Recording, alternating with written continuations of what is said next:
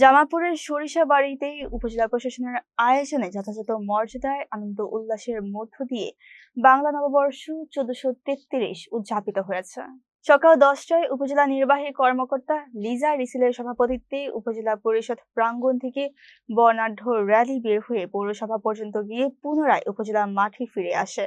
র্যালিতে লাঠিয়াল বাহিনী, বাদক দল, সোয়ারি ঘোড়া, গরুর গাড়িতে সাজানো নববর্ষের আয়োজন ও রঙিন ফেস্টুন ব্যানার সহ বিভিন্ন বিদ্যালয়ের শিক্ষক শিক্ষার্থী ও সর্বস্তরের মানুষ অংশ নেন। 11:30টায় জামালপুর আসনের সংসদ সদস্য ফরিদুল কবির তালুকদার শামীম প্রধান অতিথি হিসেবে উপস্থিত থেকে নববর্ষ উদযাপনের উদ্বোধন ঘোষণা করেন। এরপর মনোজ্ঞ সাংস্কৃতিক অনুষ্ঠান ও বিভিন্ন প্রতিযোগিতার বিজয়ীদের মাঝে পুরস্কার বিতরণ করা হয়। এছাড়া সরিষাবাড়ী অনার্স কলেজেও ভবিষ্যতে আরো গানে ভালো করবে বলে আমরা বিশ্বাস করি।